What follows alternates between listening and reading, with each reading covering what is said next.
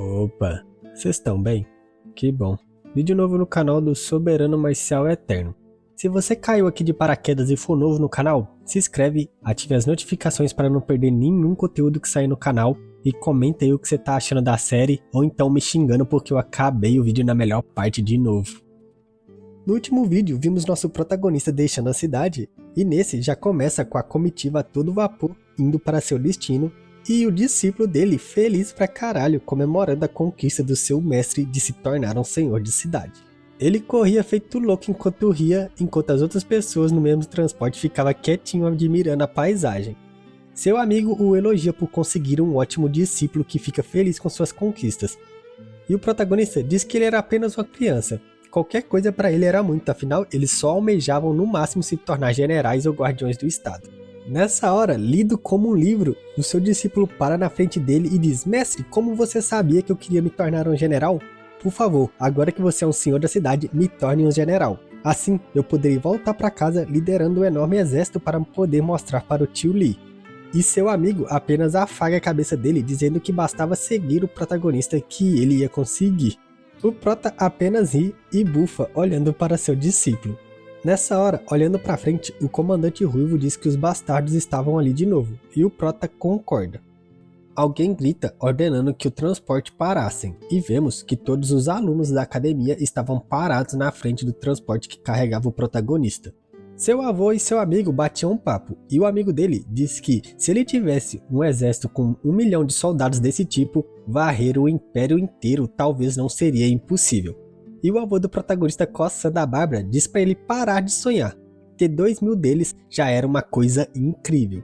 O Ruivinho caminhava pra frente enquanto alguém dizia que realmente não sabe como esses soldados foram treinados.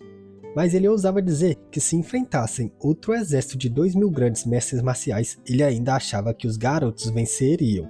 O prota estava encarando o Ruivinho que se aproximava e nessa hora o mesmo se ajoelha e pede por favor para que nosso prota leve eles para a cidade Yuhan com ele. Afinal, todos queriam seguir o príncipe de Ushen. Nosso protagonista, todo debochado, diz que só estava indo para a cidade da chama marcial para participar do leilão dos 1000 tesouros. E pergunta se ele realmente achava que alguém do nível do nosso protagonista ia mesmo ficar lá para ser o senhor de uma cidade. Ele diz que além disso, todos eles não se formaram ainda e pede para que eles voltem, deixando o carinha todo sem graça. Ele ainda insiste, abaixando a cabeça sem graça, falando que o recesso da escola ainda não tinha acabado. Nessa hora, alguém bate no ombro do Ruivinho e diz: "Apenas deixe que eles sigam você." E vemos a nossa deusinha ruiva falando a favor deles. Ela mesma explicaria para a academia caso fosse necessária, fazendo todos os alunos ficarem felizes por ela estar a seu lado. Ela ainda completa, falando que eles melhorariam muito mais rápido se treinassem com ele em vez da escola. O prota sem saída lamenta, falando: "Você também não, mano, que isso?" E todos os alunos agradecem a professora por estarem ao seu lado, fazendo ela rir toda felizinha. E vemos todo mundo festejando, agradecendo a professora e o protagonista por concordarem em levá-los. Vemos o casalzinho de figurantes que esnobavam nosso protagonista antes, olhando um pro outro sem graça enquanto todo mundo comemorava. Então, ela abraça seu namorado e diz que, enquanto continuarem percorrendo no caminho das artes marciais, um dia eles vão reencontrá-lo. Vendo toda a animação lá embaixo de todo mundo comemorando, o protagonista grita com raiva, perguntando o que diabos eles estavam celebrando. Ele não iria nem para a porra de uma guerra, ele estava apenas participando de um leilão. Além disso, ele estava acostumado a ficar sozinho e de jeito nenhum vai agir como um líder de cidade. Seu avô o chama, fazendo ele virar com raiva, e pergunta se, olhando para o crescimento desses 2.000 soldados, ele ainda achava que eles eram medianos. Até mesmo o Ruivinho começa a explicar para o nosso protagonista. A intenção de matar desses guerreiros agora era muito alta. Eles já tinham superado muito os padrões de guerreiros e soldados normais. Seu avô diz para ele que se ele quisesse quebrar os padrões do mundo, ele deveria rever seus conceitos. Afinal, um indivíduo só é limitado por tempo e esforço. Mas, com muitas pessoas fortes o apoiando, ele tem crescimento ilimitado que superaria a maioria dos países. E o amigo dele concorda. Eles podem usar a cidade da chama marcial como base e desenvolver uma força para a par com a seita da reunião do céu. O prota fica pensando em sua vida passada. Ele nem liga para a seita do céu, no máximo eles são de terceira e de segunda categoria. No entanto, criar uma força com nosso próprio objetivo não era uma má ideia. Em sua vida passada, ele perambulou pelo mundo sozinho, mas muitas vezes ele foi cercado e muito ferido por grandes forças. Se ele tivesse uma grande força o apoiando, não seria reduzido a tal estado. Os jovens em sua frente têm muito potencial, os melhores em todo o país. Se ele os guiar, eles podem se tornar uma potência de primeira classe. Ele concorda então em liderar todos eles. E em pensamentos fazendo uma cara de nostalgia, ele diz que o cara que já foi considerado um demolidor militar em sua vida passada, agora está criando um grupo que será chamado de Núcleo do Céu. Após isso, vemos nosso protagonista na cidade da chama marcial, já agindo como todo bom magnata, fazendo carinho em seu coelho e perguntando quanto dinheiro a cidade tinha. O tesoureiro, todo sem graça, respondia que tinha muito pouco dinheiro e no final não sobrava nada. O protagonista diz, batendo na mesa, que só sobraram 50 milhões de moedas de ouro por ano. Sem contar os impostos do leilão dos 1000 tesouros, não sobrariam nem mesmo 30 mil moedas de ouro. E pergunta irritado para onde foi todo o dinheiro. O cara disse que o antigo senhor da cidade usou o dinheiro para subornar funcionários e também retirou a grande maioria quando se aposentou. E o prota fica irritadíssimo, falando que isso era besteira. Esse era o dinheiro da cidade da chama marcial, não o dinheiro dele. E enquanto é encarado pelo protagonista, o cara fica todo sem graça. Afinal, todos os senhores da cidade faziam a mesma coisa quando saía do poder. Esse restante de 30 milhões de moedas de ouro que ficou no cofre foi um presente do antigo senhor da cidade para o nosso protagonista, já que era sua primeira vez no cargo. Nessa hora, o protagonista vira para seu pai irritado e pede para que ele envie algumas pessoas para a capital e faça que o antigo senhor da cidade traga todo o dinheiro de volta, e seu pai concorda. Como ele ousa roubar o dinheiro do território de seu filho? Talvez ele não valorizasse mais sua vida. Ouvindo isso, o cara fica todo sem graça e pede para ele não fazer isso. Afinal, a irmã do antigo senhor da cidade era concubina do imperador e também tinha muitas conexões com figuras importantes. Então, era melhor não caçar a briga por causa de moedas de ouro. O prota então, coçando o queixo, parece que teve uma ideia e diz: "Ah, você tá certo." E o cara suspira aliviado, pensando que remediou uma catástrofe. Então o protagonista levanta sua mão, agradece ao figurante e diz a seu pai que ele também deve cobrar os funcionários que receberam dinheiro da cidade. Qualquer um que tenha recebido dinheiro da cidade de chama marcial tem que cuspir tudo de volta. E seu pai concorda e o figurante fica em choque. Ele olha para o figurante, agora petrificado, e pede uma lista com os 10 nomes dos últimos senhores da cidade. Eles vão cobrar todos eles. Se eles já estiverem mortos, a família dele terá que pagar. O cara, meio incrédulo, pergunta qual era o nome do nosso protagonista. E o prota, numa posezinha toda debochada, diz: "Eu sou Li Yucheon, mas pode me chamar de Jovem Mestre Yun." Do lado de fora da sala, o pai do protagonista já estava brincando com a fera mística que o nosso reizinho do deboche roubou. Ele pede para que o protagonista deixe que ele leve esse bichinho com ele, assim ele completará a missão mais rápido. O protagonista nem liga pro pedido, ele só pede para seu pai cobrar uns juros de 300%, como se aplica nos mercados. A prioridade também era pegar as pedras primordiais e não dinheiro. Afinal, cultivadores não podem usar ouro para cultivar, mas sim as pedras. Seu pai então, todo animado, sai como um raio, e o figurante fica dizendo que isso era um absurdo. Ele estaria ofendendo praticamente todos os funcionários do tribunal. O prota olha pro figurante e fala que vai fazer dele o vice-lorde da cidade. Além de questões relacionadas a dinheiro, ele estará encarregado de tudo. Quando o prota quiser decidir alguma coisa, ele mesmo encontrará o figurante. Nessa hora, o prota sai andando com seus amigos, dizendo que iriam para o leilão dos 1000 tesouros, fazendo seu discípulo ficar muito animado, e o figurante ficando para trás totalmente sem palavras. Ele foi promovido repentinamente. Ele só estava cuidando de sua vida e então de repente virou um vice-lorde da cidade. Que tipo de deus era esse novo senhor da cidade? Eles chegam na cidade toda movimentada e o protagonista pensa no poder que a Casa dos 1000 Tesouros tem. Ele explica para todos que a riqueza e os tesouros deles poderiam rivalizar com o país e a Associação de Alquimistas. Eles também poderiam contratar e reunir muitos alquimistas e artistas marciais ao seu comando. Andando pela cidade, seu discípulo e os amigos deles ficam todos animados, apontando para todo quanto é lado. Ele para no meio da multidão e pede para o nosso protagonista olhar para algo. Era um ovo de besta colorida que chamava a atenção de várias pessoas. Seu servo alquimista diz que esse ovo de monstro eram as coisas super raras. Eles são difíceis de encontrar mesmo em uma casa de leilões. Ele não achou que encontraria um na rua assim. A lourinha diz que o ovo era lindo e pergunta que tipo de besta estava lá dentro. E o protagonista diz que era apenas um ovo de besta demoníaca verde normal. Parece que o tom do arco-íris era devido à caixa de cristal. Ele vê a descrição ao lado dizendo que era uma doninha venenosa de quebra-vento. E ainda tinha segundo nível, e fica um pouco animado. Aquele ovo de segundo nível pode estar quase morto, mas é um ovo de doninha venenoso. Se cozido, ele seria um bom alimento para seu discípulo. E seu servo diz que nosso protagonista era a única pessoa em todo o país que poderia comer alguma coisa tão cara assim. Vemos um figurante tentando negociar um desconto com o vendedor, que responde muito irritado que isso já era uma pechincha. Se não fosse pela necessidade urgente de dinheiro, ele não teria tentado vender esse ovo. O cara então, vendo que não tinha o que fazer, grita dizendo que vai comprar.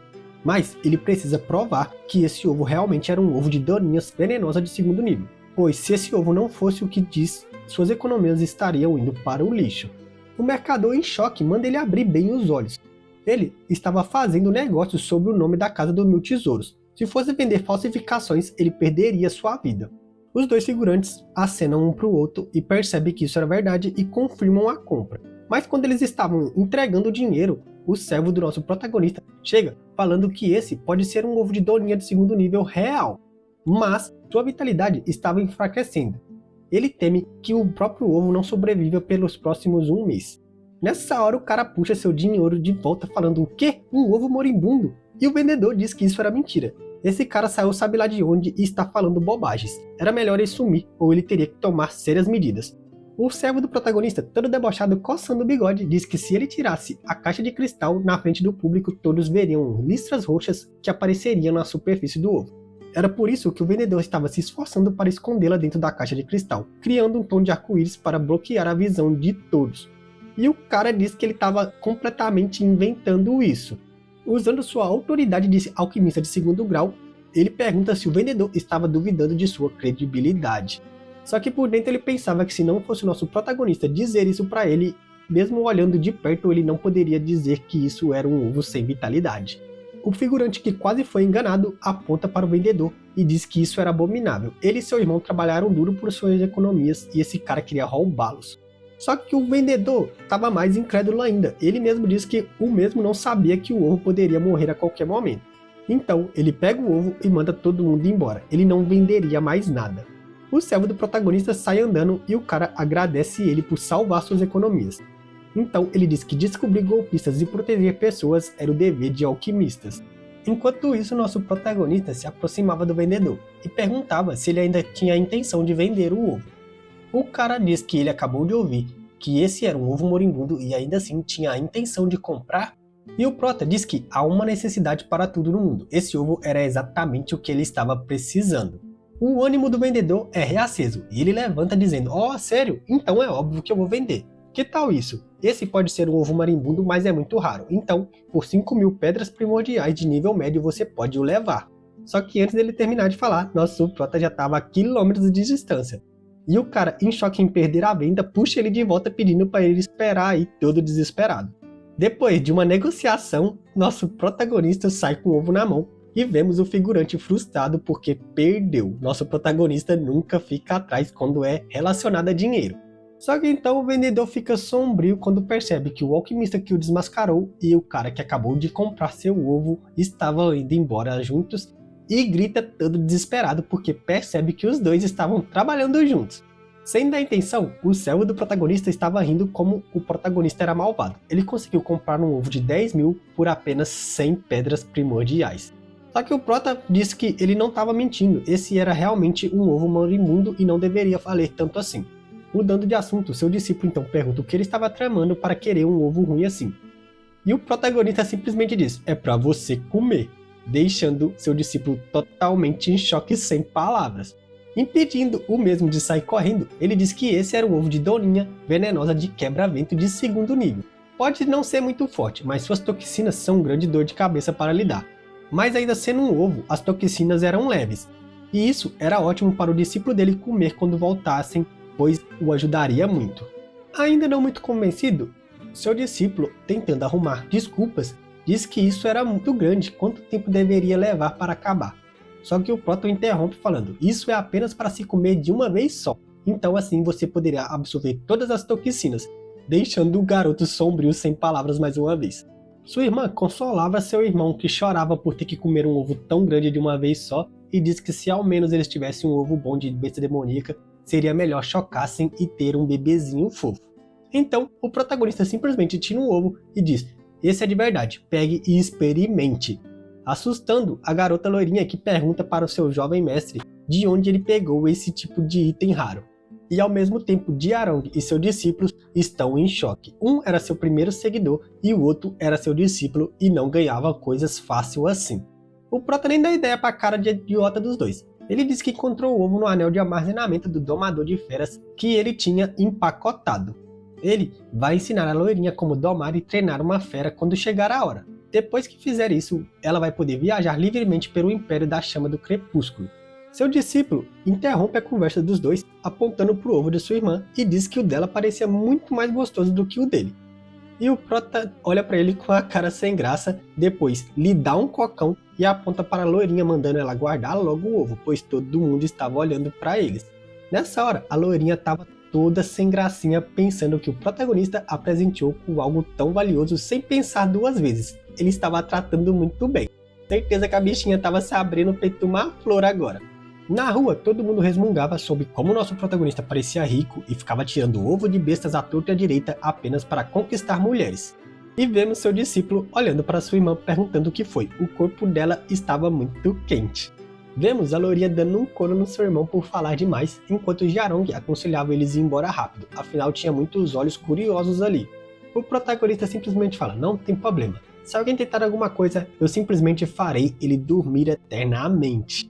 Enquanto caminhava, o Prota vê um figurante vendendo uma fruta e pergunta quanto ele queria por ela, e o mesmo responde que seriam 5.000 pedras primordiais de baixo nível, o que faz seu discípulo gritar dizendo que seria um roubo. Aquilo era apenas uma fruta normal para matar a fome, porque deveria pagar 5.000.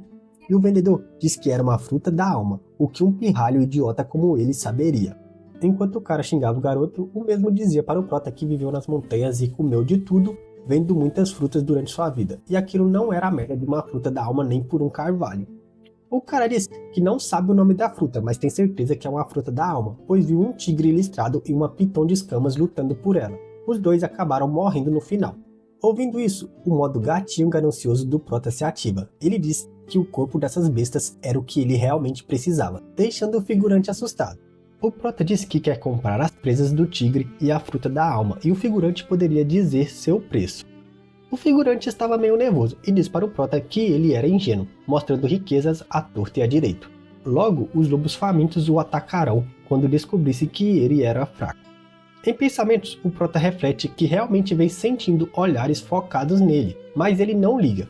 E o vendedor diz que só vende o corpo inteiro do tigre por 5.000 e daria a fruta de brinde pela negociação.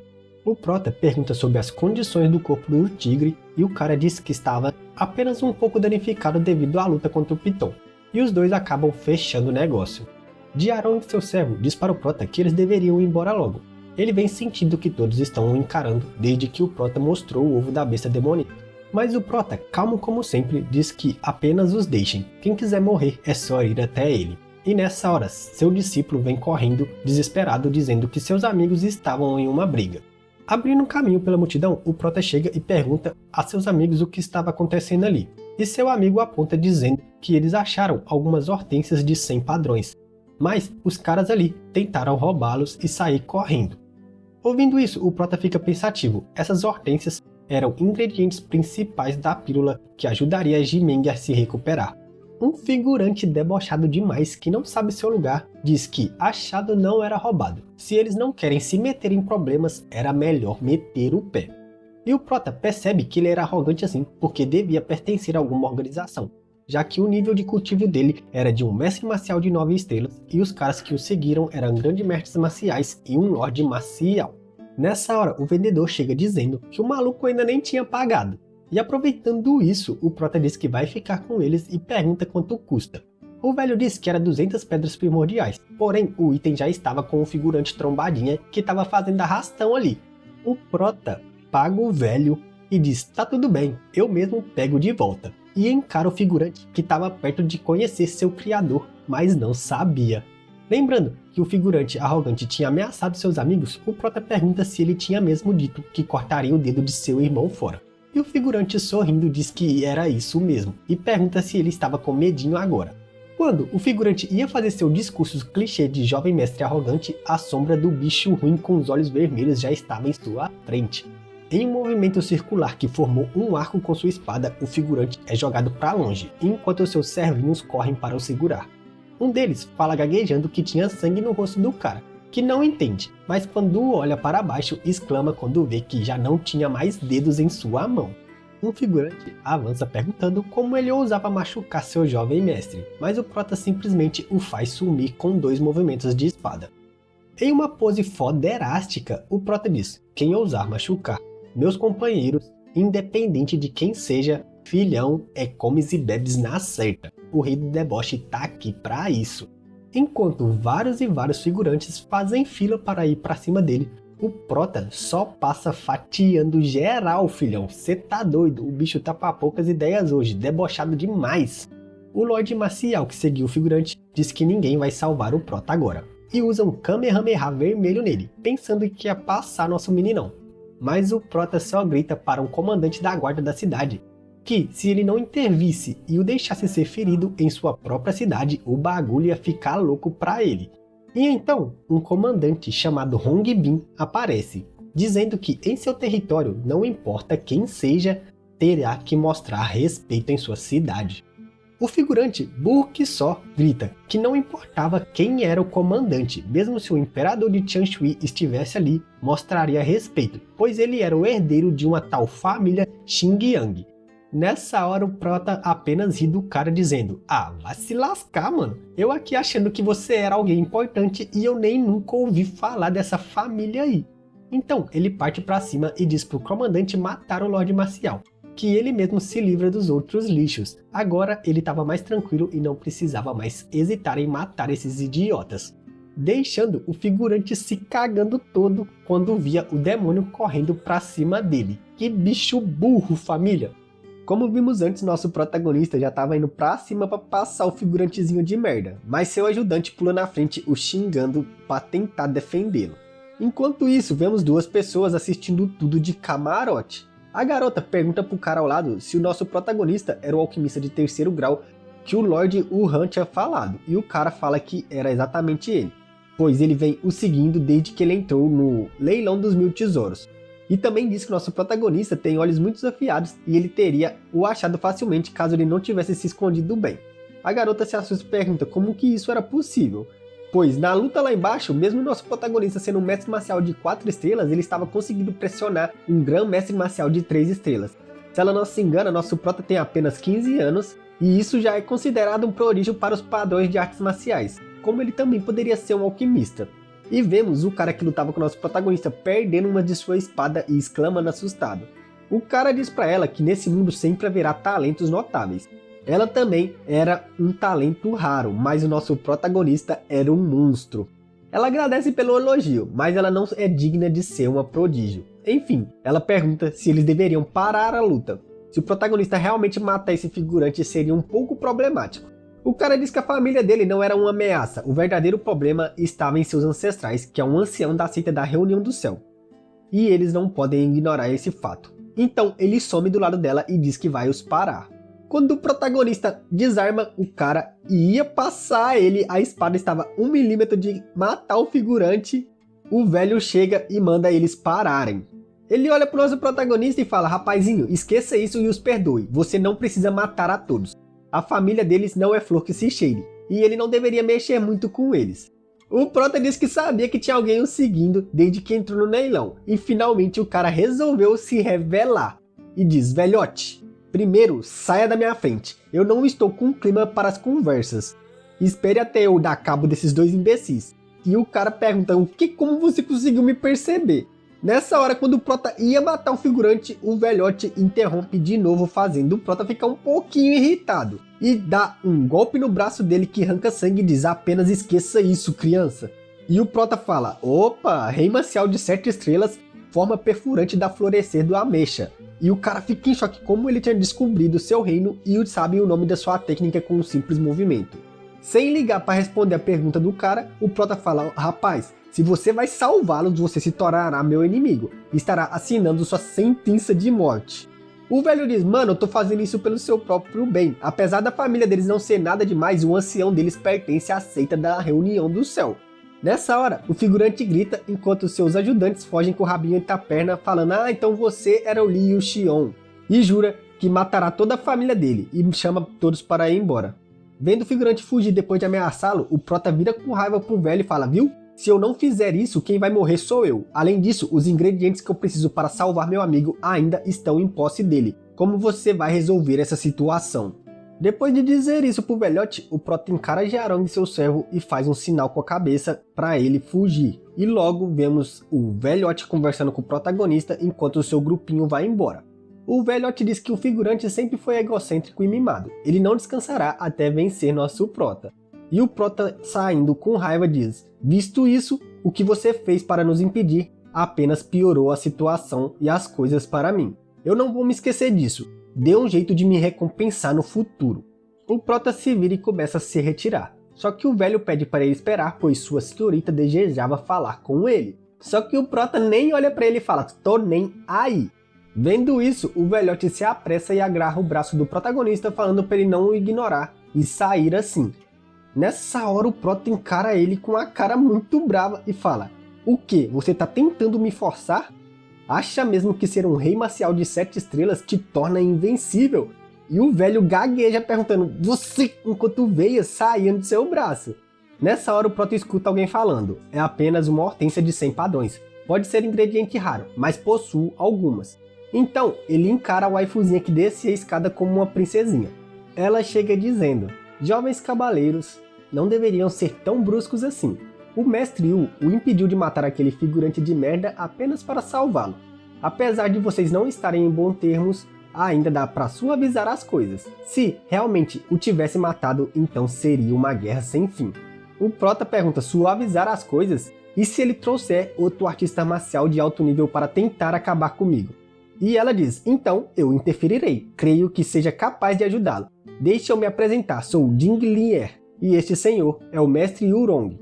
O prota fala: tá bom, Ding Lier, vamos ver o que você pode fazer então. E diz: dê um jeito nisso e me mostre, fazendo ela ficar em dúvida. E então eles olham para o lado e percebem uma névoa negra quando basicamente tinha um exército os espreitando de longe.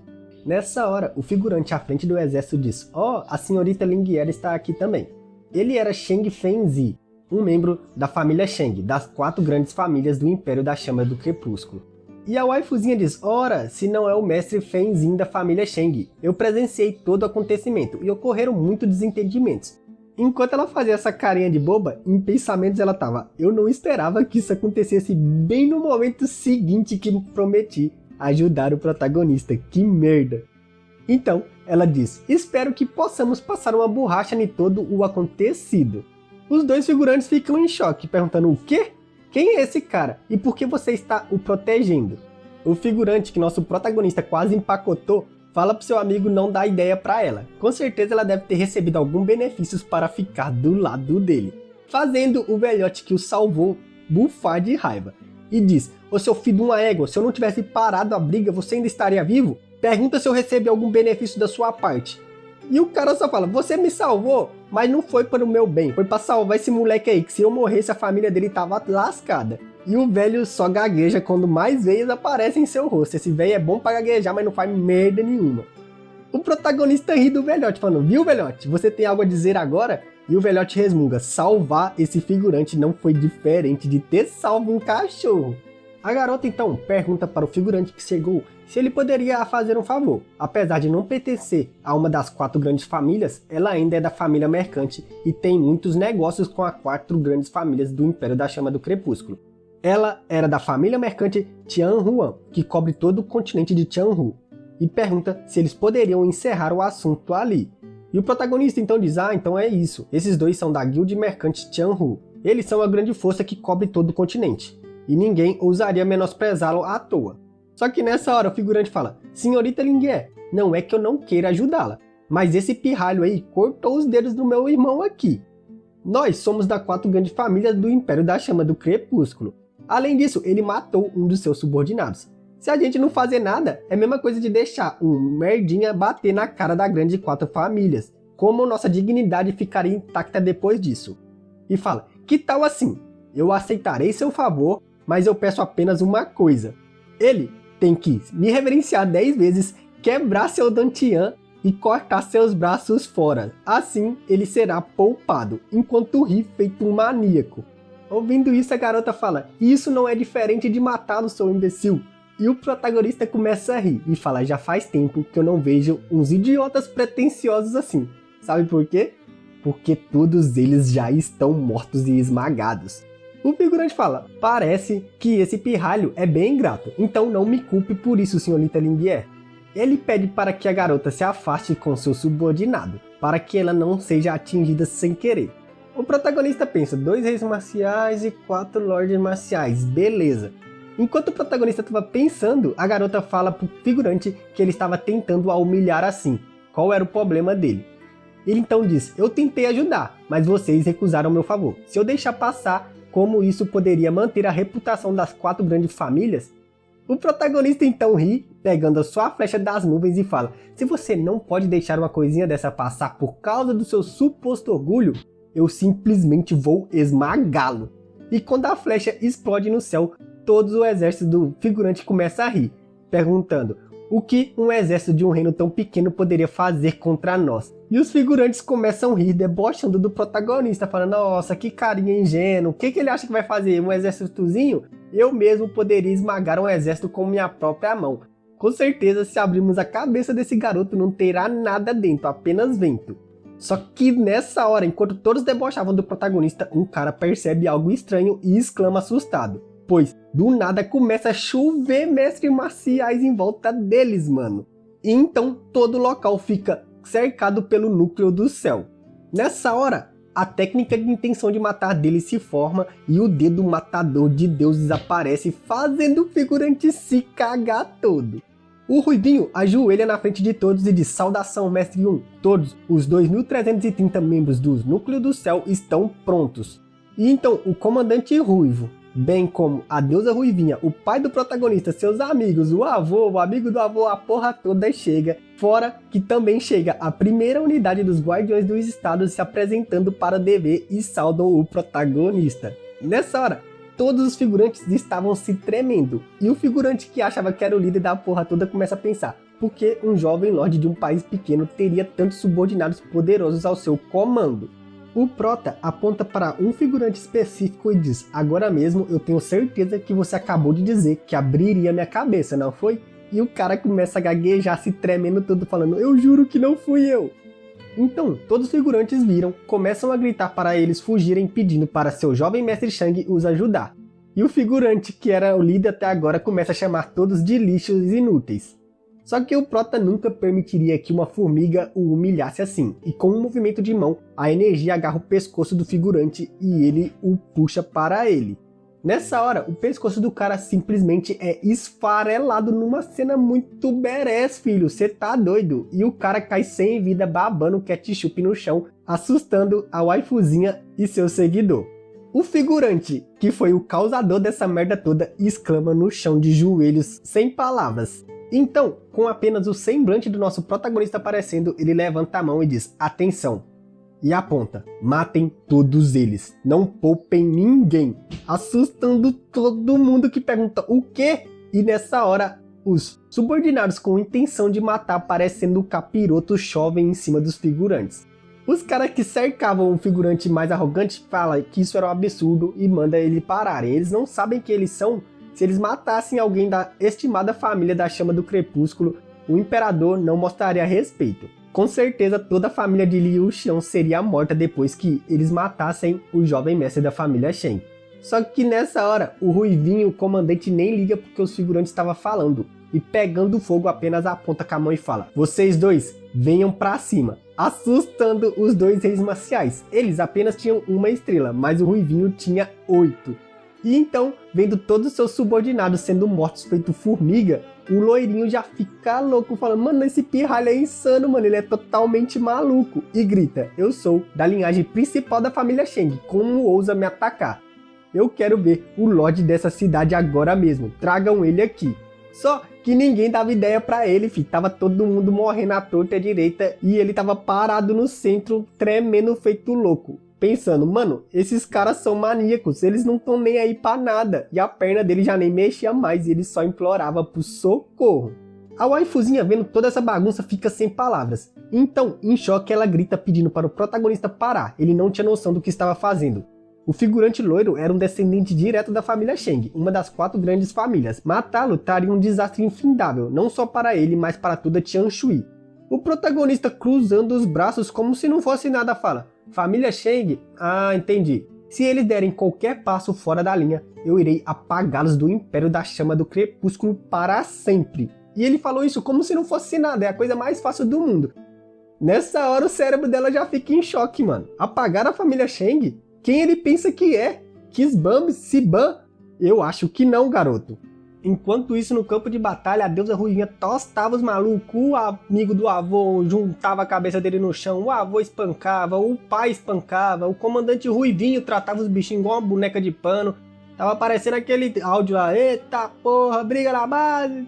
O comandante Ruivo joga o último figurante pra cima, deixando apenas os 2 supostos jovens mestres das famílias do Império da Chama do Crepúsculo. O loirinho ainda tava um pouquinho bem, só que o outro já tinha se entregado, já tava de joelho no chão sem saber o que fazer. Percebendo que tava lascado, o loirinho exclama, então cai de joelhos e começa, Liu Shun, eu estava errado, por favor, me perdoe, poupe nossas vidas. Aí vendo enquanto o cara não fazia nada, bate a cabeça do cara no chão e fala, implora também, ô filho de uma égua, é tudo culpa sua. E diz, por favor, não me mate, eu não farei isso, jovem mestre Yu. Enquanto o Ruivinho e o pai dele encaravam o nosso protagonista. A waifuzinha nova chega falando, por favor, poupe-os, nós ainda podemos suavizar a situação agora.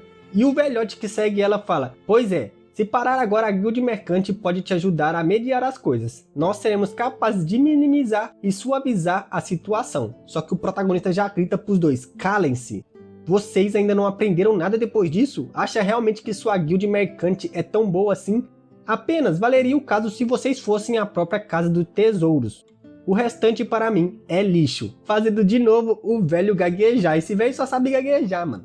A waifuzinha fica toda tristezinha pensando que sua guilda mercante Tianhuan realmente tinha decaído. E o velho tremendo fica sem palavras. O figurante, com a cara no chão, chorando, se mijando literalmente, pede perdão e misericórdia para o nosso protagonista, enquanto soluça. Só que o nosso prota só olha para ele com aquela cara de nojo e fala, nojento, mano. Virando a costa, ele simplesmente diz, execute todos esses merda aí, e sai andando. Quando o comandante diz, entendido, e ia cortar a cabeça do cara, alguém grita, quem se atreve a matar no leilão dos 1000 tesouros? E só com a voz e a pressão do cara que chegou, o comandante não consegue se mexer. O prota pensa que era um grão-mestre marcial e já grita pro cara apressar e matar todos agora. Só que o comandante diz que não conseguia mais se mexer. E nessa hora, o cara que estava vindo apenas bufa e diz, como ousas? Era um grão-mestre do reino dos 6 zodíacos, um dos anciões da filial da Casa dos 1000 Tesouros do Império da Chama do Crepúsculo. Seu nome era In Shoan Yang. Pousando, fazendo todo mundo se ajoelhar, ele diz, como se atreve a tentar continuar mesmo depois de eu ter chegado. A garota fica em choque pensando que era o ancião Yi. Eles estavam com um grande problema. Roubos e assassinatos eram crimes sérios e com certeza eles seriam sentenciados à morte. O figurante loirinho começa a rir falando, eu estou salvo, e pede ajuda para o comandante. Ele era da família Shen e diz que eles tentaram o matar em público, era pro ancião os matar. Só que nessa hora, enquanto ria que estava salvo, uma espada atravessa seu peito, mano. Ele exclama incrédulo olhando para a espada, e quando se vira, vê o outro amigo dele que tinha vindo com ele com os olhos vermelhos mudo. Então o cara puxa a espada o finalizando, e sem nenhuma expressão passa a espada no próprio pescoço, caindo sem vida como se fosse um lixo, apenas com os olhos vazios que refletiam a imagem do nosso protagonista enquanto ele chorava. E o protagonista disse, eu te falei, se não sabe onde colocar seu orgulho, eu posso simplesmente o esmagá-lo. Nessa hora, a garota fica totalmente assustada e sem palavras. O que foi tudo isso? Métodos tão cruéis e ferozes? Esse era realmente alguém de apenas 15 anos? Nessa hora, o ancião que chegou apenas gaguejava a palavra merda enquanto começava a liberar sua energia. Quanta petulância, que moleque arrogante, como ele ousa ignorar as regras do leilão dos 1000 tesouros? E soltando toda a sua energia com veias na testa, ele diz: todos vocês merecem morrer agora. A garota tenta gritar e explicar para o ancião por um momento o que aconteceu, só que ele não queria mais ouvir nenhum pio. E diz: qualquer um que quebrar as regras estabelecidas pela Casa dos 1000 Tesouros devem ser punido com a morte. Não ache que poderá evitar seu castigo por causa de seus números. Ninguém sairá daqui vivo. Flutuando no alto, com um domo de energia o envolvendo, ele grita: morram todos. Os mais velhos que veio com o protagonista pensam que definitivamente era um grão-mestre marcial. A diferença de poder era absurda. Só que o protagonista estava calmo como sempre diz: você é Yin Shan-Yang? Como vai Yuan Bo? Fazendo o cara exclamar, que diz: não tente me enganar, pirralho, não ache que só saber o nome do nosso terceiro ancião lhe tirará dessa enrascada. Então, o prota, usando sua técnica de comunicação telepática, diz: já que você é um grão-mestre, deve saber que existe um dispositivo secreto para comunicação espacial, né? Fazendo o cara exclamar. Ele explica que essa ferramenta espacial era um bagulho muito raro que serve para enviar mensagem de longa distância, que foi produzida utilizando técnicas de matrizes mó foda, mano. Ela quebra o espaço para enviar uma mensagem muito rápida. Só que isso era muito caro e somente os anciões e grão-mestres marciais ou acima poderiam possuir um desses. Então, ele pergunta quem era o nosso protagonista e como ele sabia do comunicador.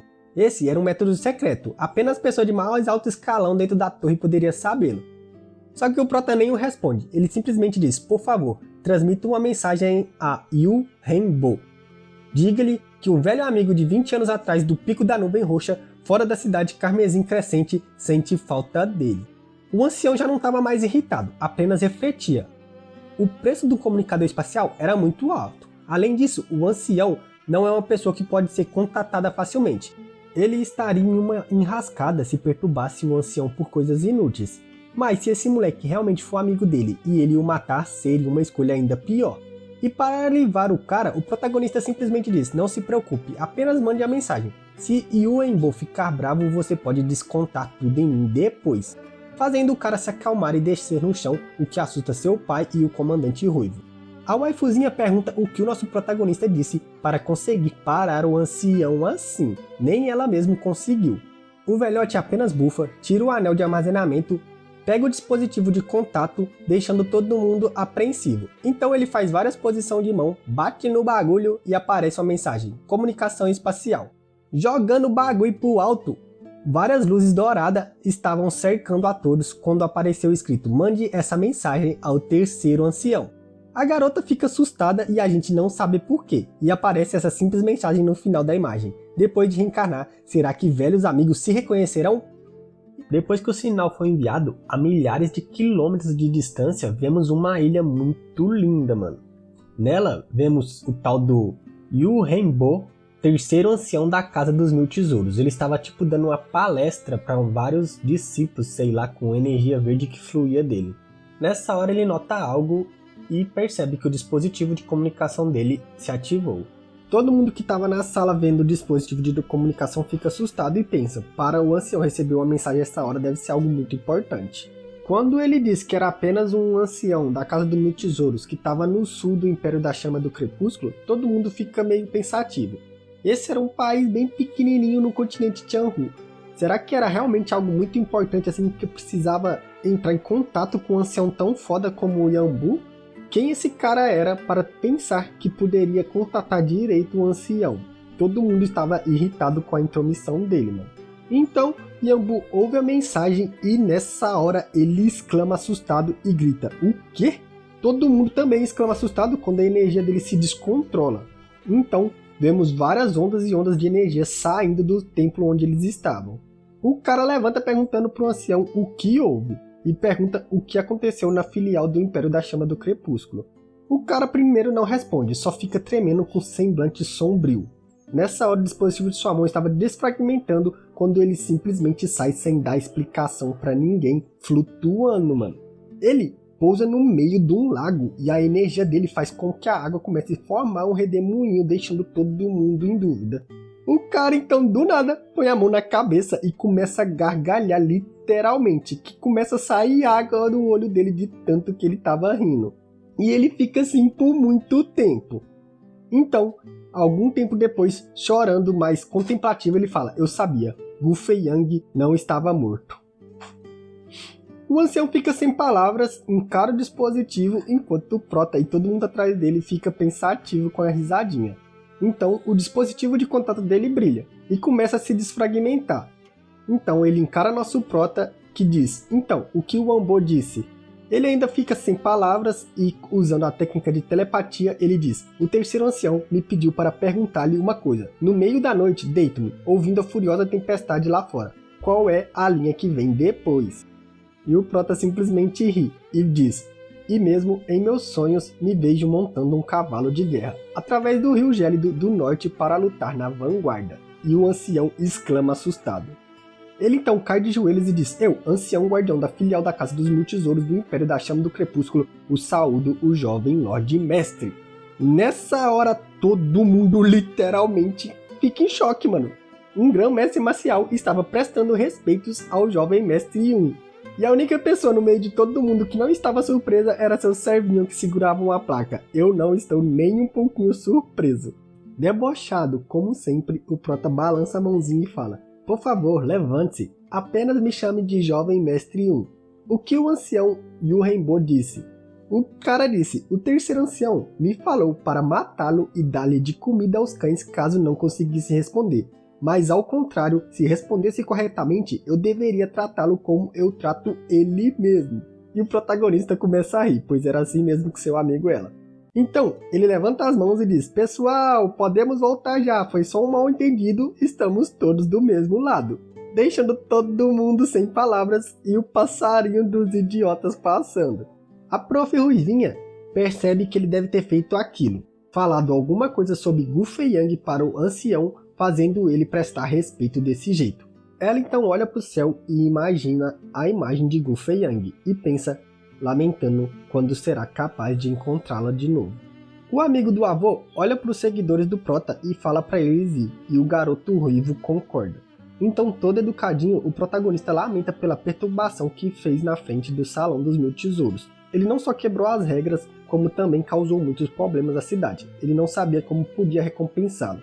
Nessa hora, o carequinha fala: recompensar? Não precisa nada disso. Esses corpos são um exemplo do que acontece com quem rouba e intimida pessoas na vigília da casa. São as consequências de quem quebra nossa regra. Isso acontece com qualquer um que ofende algum amigo do terceiro ancião. Nessa hora vemos em um pequeno quadro que Jiarong estava preocupado. Esse careca era muito bom em puxar o saco, ele se sentia ameaçado. O ancião bate palmas chamando os ajudantes e diz que por quebrar a regra da Casa dos Mil Tesouros, esses dois figurantes foram mortos. Era para eles cuidarem do corpo dele e mandarem de volta para o Império da Chama do Crepúsculo e queimar os inúteis que ficarem para trás. A waifuzinha já estava perdida, ela e seu servo não entendem como a Casa dos Mil Tesouros, que é conhecida por suas regras rígidas e nos últimos 100 anos não fizeram exceções a ninguém, que nem mesmo a seita da Reunião do Céu, com o apoio do Império da Chama do Crepúsculo, escaparia de uma punição, e está tratando tão bem nosso protagonista. Nessa hora, vemos o carequinha puxando um saco do caramba do nosso protagonista, perguntando o que ele queria, fazendo de tudo para agradar ele, enquanto o seu avô, o comandante ruivo, e Jiarong, com a plaquinha de sorriso forçado, pensa: o incomparável grão-mestre marcial está agora puxando o saco do jovem mestre. É assim mesmo que ele deveria se comportar? O carequinha continuava seguindo o Prota, mas o Prota simplesmente fala: não, está tudo bem, eu tenho tudo o que preciso por agora. Se eu precisar de sua ajuda no futuro, com certeza te avisarei, então não vale fugir, hein? Olha como que esse Prota já tá pensando no futuro, safado. E o cara diz: eu não me atreveria a fazer isso. Então ele fala: aqui está, jovem mestre. Esse é um cartão VIP dourado da Aliança Comercial. Isso lhe permitirá comprar qualquer coisa com 30% de desconto no leilão. De acordo com o status dele, ele certamente mereceria algo melhor, afinal ele é amigo de Yangbo. Mas como apenas ele era um ancião regional, ele não poderia oferecer mais do que isso. O Prota pega e fala, rapaz, isso aqui vai ser muito útil, muito obrigado. E o cara fala, imagine. Só que o careca tava igual o Prota, já pensando no futuro. Com certeza ele precisa estabelecer uma ótima amizade com esse garoto, afinal ele consegue o respeito de Yang Bu.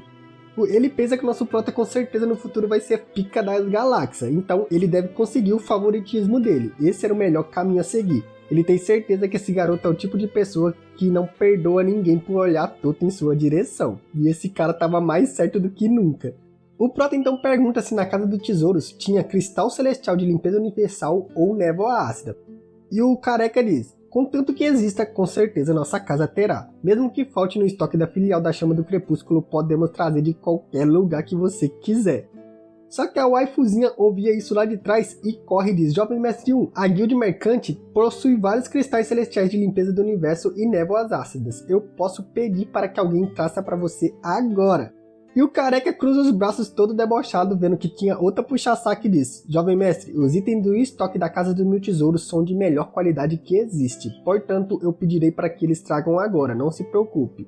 Mas a menina já grita, falando, não, eu já enviei a ordem, meus homens já estarão a caminho com o produto. E o careca ia xingar ela, mas o Prota fala, calminha, e agradece ao ancião pela generosidade. Mas por enquanto ele aceitará a oferta dela, já que já está a caminho. A garota pensou que poderia usar a influência da sua guilda mercante para controlar nosso protagonista. Mas vendo agora que até o ancião da Casa dos Mil Tesouros está lambendo o chão por onde passa, ela estava perdida. Enquanto eles conversavam, seu avô e o comandante Ruivo fica pensando que procurou esses itens por todo o país e não achou nada. E agora, duas pessoas poderosas estavam competindo para dar pro protagonista de graça. O que será que ele tinha dito para esses caras, mano? Eles vão perguntar depois. O ancião da Casa dos Mil Tesouros dá um convite VIP para o leilão que vai acontecer. E diz que pedirá alguém para enviar os materiais assim que a lista estiver definida. E o protagonista o agradece. Enquanto o protagonista, seu Aoi e o comandante Ruivo iam embora, os dois caras seguiam ele. Eles olham para trás e os dois encaram ele sem palavras. Algum tempo depois, na sala da reunião da cidade, o protagonista pede para os dois ser direto e falar o que querem logo, porque ele estava muito ocupado. A garota diz que a guilda mercante estava enfrentando uma crise, portanto ela gostaria de pedir ajuda. A compensação definitivamente será do agrado dele. Era uma competição que testava tanto as artes marciais quanto a alquimia, determinando o poder e a autoridade de seus membros. As regras? Bem, tinha que estar afiliado a um membro da aliança e ser jovem, até 30 anos. A guilda Tianhuan estava em apuros, ranqueada quase no final da lista, e precisavam da ajuda do nosso protagonista, e ele sabia muito bem disso. Por isso, o preço de sua ajuda, ele pediu navios de guerra, e não apenas alguns, ele queria 50, depois ele aumentou para 100 enquanto negociavam. E a negociação foi intensa e o preço só subia. Mas o nosso protagonista tinha um trunfo. Ele prometeu se tornar um Lorde Marcial do Reino dos Quatro Guardiões e um alquimista de 4º grau antes da competição. Se ele conseguisse, quem ousaria o desafiar? Certamente nenhum dos 7 jovens talentos dessas merda de figurante. No final de tudo, o acordo foi selado, mas como garantia, se o nosso protagonista não cumprisse sua promessa, ele teria que devolver tudo 10 vezes mais do que foi acordado. A garota não estava muito crente, mas ela lembrava que todos que foram rebaixados da administração no passado foram completamente devorados pelas outras guildas mercantes e desapareceram em poucos anos. A sua guilda não tem para onde fugir, então só resta apostar nisso. 100 navios de guerra é realmente um custo astronômico, contanto, levando em consideração nossa crise atual, dinheiro não importa. Então ela fecha negócio, mas diz que precisará de tempo para conseguir o que ele quer. Só que o Prota balança seu dedinho debochado e fala, nananina não, eu não tenho tempo para esperar, quanto você pode me dar agora? Ela diz que mais ou menos 30 navios lobos verdes e 3 tigres monarca de 5º grau. O Prota calculando fala, tá bom, os 3 tigres monarca podem substituir os 30 lobos verdes. Você pode suprimir o valor do restante em ervas espirituais ou armas Swan de 4º grau então? E ela fica toda animada e fala, fechado. Saindo da sala de negociação, o velho pede desculpa para ela, pois fez ela ter que pagar o dobro do preço. Mas ela diz que está tudo bem. Se eles puderem sobreviver a essa crise, isso não importaria. Dar muitos itens ao protagonista significa ganhar a seu favor, portanto será benéfico para eles. O velho, ainda irritado pelo tom do nosso protagonista, disse que ele falou que ia se tornar um Lorde Marcial e um alquimista de 4 grau em meio ano apenas. Isso parece piada. Ele crê que ele estava sendo muito presunçoso e inconstante. Só que a garota conforta ele. Esse velho vem investigando o nosso protagonista desde sempre e viu como ele evoluiu rapidamente em apenas alguns meses. Acima de tudo, já era assustador ele ser um alquimista de 3º grau tão jovem. Portanto, não seria surpresa se ele se tornar um Lorde Marcial e um alquimista de 4º grau tão rápido. Além disso, a garota diz que isso não importa. Dentre todas as famílias da Aliança Mercantil, todos os jovens abaixo de 30 anos não são alquimistas de 3º grau. Contanto que o protagonista use suas habilidades de alquimia para competir já seria o bastante. Eles ainda têm meio ano, é tempo bastante para que a nossa waifuzinha loirinha se torne o rei marcial dos 5 elementos para competir na competição marcial.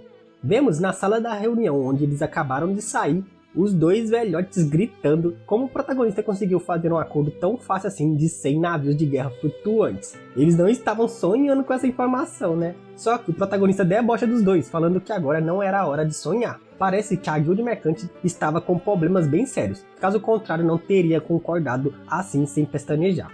Apesar que se o protagonista também não tivesse correndo quanto tempo, ele não teria os colocado a essas circunstâncias cobrando um preço tão alto. Então, o comandante Ruivo, você está falando isso sobre a família dos 2 figurantes que nós matamos? A família do primeiro figurante era fácil de lidar, mas a família Shang detém o maior poder do Império da Chama do Crepúsculo por milhares de anos. O prota diz que eles não ficariam parados esperando também, então eles precisarão se preparar logo. Mas não era para se preocupar muito, afinal ele era o protagonista e tinha vários truques na manga. O velho Ruivo fala, ainda bem que você tem seus truques, mas ainda assim eu estarei aqui se precisar de mim. É uma pena que eu ainda não fui capaz de recuperar plenamente minha lesão, por isso não posso melhorar meu cultivo, e talvez eu não seja muito útil no futuro. Só que o prota apenas ri dele como se não fosse nada, falando que não precisava exigir tanto de si. Em apenas um mês, ele não só curará sua lesão, como também fará ele se tornar um grão-mestre marcial do reino dos 6 zodíacos, fazendo seu avô e o próprio comandante Ruivo exclamarem assustado. E o prota faz aquela carinha característica disso e fala, apenas confie em mim, você verá quando chegar a hora. Então, ele entrega o convite para o seu avô e diz que eles precisavam entregar isso para o alquimista ancião o mais rápido possível. E o seu avô fala que entregará rapidamente. E o comandante Ruivo ainda não conseguia imaginar como o protagonista cumpriria suas palavras. Depois da reunião, do lado de fora, o protagonista pergunta para o vice-líder sobre a imponente montanha Pico Kinhu, que se destacava na paisagem, cercado de rumores sobre monstros e segredos. Os moradores locais, temendo as criaturas, evitam o coração da montanha. E o prota, todo ganancioso, curioso, pergunta ao vice-líder sobre as histórias de nobres escondidos na montanha. Ele diz que, embora incerto, provavelmente era verdadeiro que existia várias pessoas lá. O prota então, percebendo que se existe várias pessoas fortes morando ali, o potencial de energia espiritual era absurdo.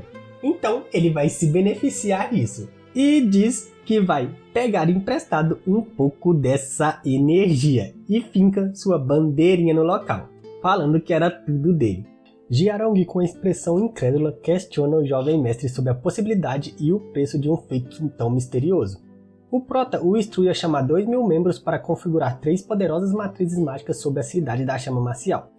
Essas matrizes desconhecidas para Jiarong têm o poder de canalizar energia espiritual. Uma delas foi especialmente adaptada pelo prota para absorver a energia da montanha Kinhu. Essas formações místicas, raras e poderosas, são normalmente tesouros raríssimos de famílias lendárias. Jiarong gagueja hesitante, expressando sua surpresa a afirmar que até a mais poderosa do Império, aceita da Reunião do Sol, teria apenas uma matriz como aquela. No entanto, o prota apareceu com 2 como se não fosse nada. Ele questiona sua habilidade como alquimista de 2º rank e duvida de sua capacidade de fazer algo assim. O prota então esclarece a complexidade das matrizes, mas menciona ter simplificado para focar em ataque e em defesa, mantendo sua utilidade. O prota, como se não fosse nada, entrega anéis de armazenamento para os dois, instruindo-os a usar suas valiosas pedras primordiais. Caso necessitem de mais, é só pedir. Ele também manda visitarem um leilão dos 1000 tesouros para trocar item por mais pedras preciosas. Jiarong fica impressionado com o poder do protagonista de criar uma matriz capaz de desafiar e matar o Imperador Marcial. Ansiando por ganhar um favor do nosso prota, ele decide que deve preparar essa matriz com perfeição. O vice-líder da cidade, recordando dos anos cuidando das finanças, contempla a vasta riqueza e questiona o passado misterioso do nosso prota. Na residência do Lorde da cidade, a loirinha informa sobre os itens enviados pela Guilda Mercante Tianhu e pela Casa dos Mil Tesouros. Agradecendo a informação, o protagonista revela que estava mesmo procurando alguém para gerenciar os assuntos diários da residência e diz que ela será sua governanta. A loirinha timidamente questiona sua habilidade para o papel, mas o protagonista a tranquiliza, reconhecendo seu potencial. Ele a aconselha que ela deve dar prioridade a seu cultivo acima de tudo e que delegue as tarefas menores para seus subordinados, focando apenas nas mais importantes. Pensando que será a governanta do protagonista, a loirinha já começa a pensar várias coisas, como ela terá que atender aos seus pedidos cotidianos e várias coisas. Talvez ela até pense que o protagonista está interessada nela, mas se menospreza falando que apenas uma deusa como a professora ou a princesa estaria no olho do nosso protagonista. Mas ela também lembra da vez que ele tocou ela daquele jeito lá nos primeiros capítulos, quando ele quase deixou ela nua. Então ela diz que talvez ela tenha que atender seus pedidos na cama. E depois que ela termina de falar isso, ela pensa em voz alta que, já que é assim, ela terá que atender todos os seus pedidos. Nessa hora, ouvindo sua irmã como louca, o seu irmão pergunta: atender quem, mulher? E deixa eu te falar, seu rosto tá muito vermelho de novo. Ultimamente, seu corpo tem ficado bastante assim. Qual que é o seu problema? Só que vemos que, ao perguntar isso, ela dá um pau no moleque, tadinho, e sai correndo, deixando ele fincado no chão. Sentado no quarto meditando, o protagonista retira de seu anel o tigre e a fruta que ele comprou. Ele diz que ela é uma fruta muito rara. Se ele não tivesse a técnica transformação de Ki, seu corpo não aguentaria, mas como ele tem, ele a engole inteira. Ao engolir a fruta, uma forte energia começa a se formar ao lado de seu corpo e ele usa sua técnica transformação de Ki para conseguir contê-la. Ele se concentra tanto que suor começa a escorrer ao seu rosto, então vemos a última estrela começar a romper. Assim, toda a energia se converte para seu corpo. Então, com a carinha de trouxa limpando o suor de cansaço, ele suspira de alegria por conseguir romper. Ele avançou para o mestre marcial de 5 estrelas e disse quem dera comer uma fruta gostosa dessa todos os dias.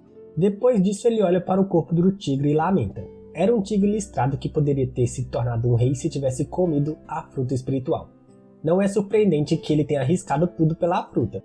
Com suas presas e sangues, com certeza a espada do protagonista será completada.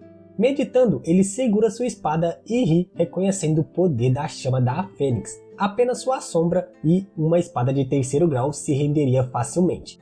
Mas com o sangue do tigre como catalisador, será mais simples refinar a lâmina com as presas. Agora, com sua espada envolvida completamente pela chama da Fênix, ele grita e adiciona a presa e o sangue do tigre na composição. Umas marcas estranhas começam a se formar na espada, e ele grita condensar.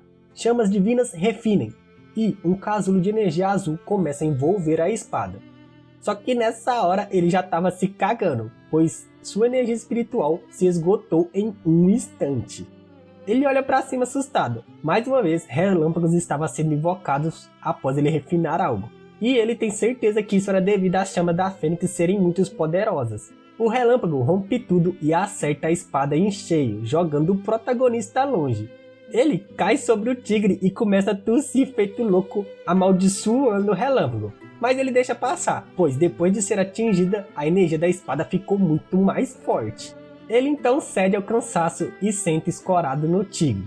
E diz que sua espada nova era como um tigre feroz, pois a mesma estava flutuando no alto com a sombra de um tigre atrás dele rosnando. Nessa hora o prota diz, vou te chamar de espada presas do tigre. Aí é foda, família, perdemos a pretona, mano. Então foi isso, família, com essa notícia triste, agora não teremos mais a pretona na série, eu vou terminando o vídeo por aqui. Espero que vocês tenham gostado, curte aí, compartilha, comenta, xinga aí, acabou na melhor parte, sendo que nunca acontece isso, sendo que não sou eu, né, mas fazer o quê? Eu vou ficando por aqui, espero ver vocês em breve, até lá, fiquem bem, falou, falou e falou!